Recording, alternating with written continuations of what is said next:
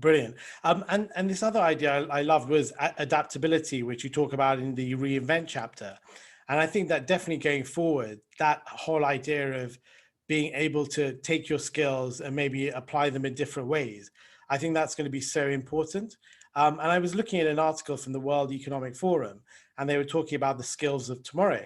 And they said that almost 50% of all employees will need reskilling by 2025.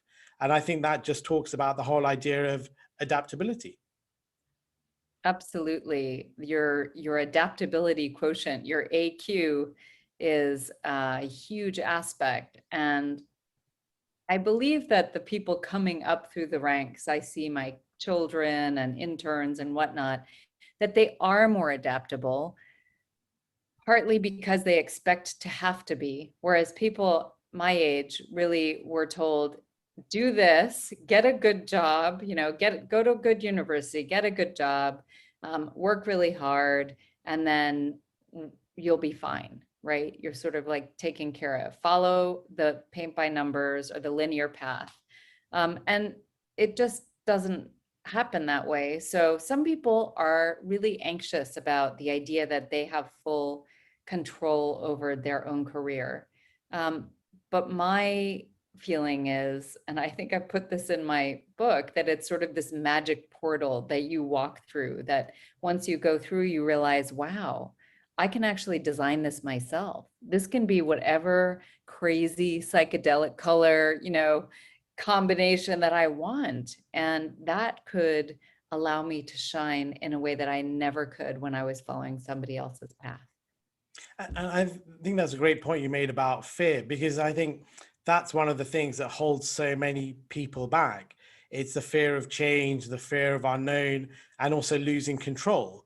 But I think if you look at your life and your career and you think, okay, there are things that you can control, and there are things that you can't.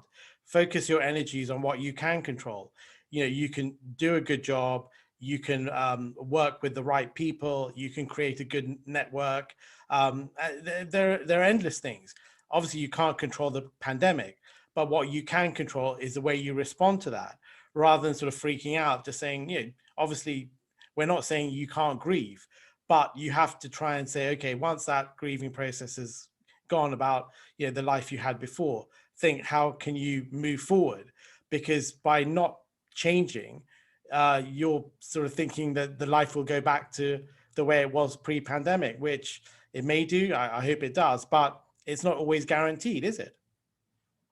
Yes.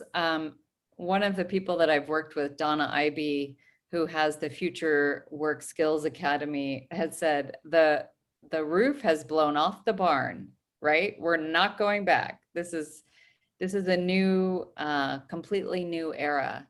And I'm sure that in the short term, things may go kind of back to where they were, as people kind of want that sense of familiarity. But I think this has completely changed the way that we go to work, and will for the better for many people, for people who can adapt to it.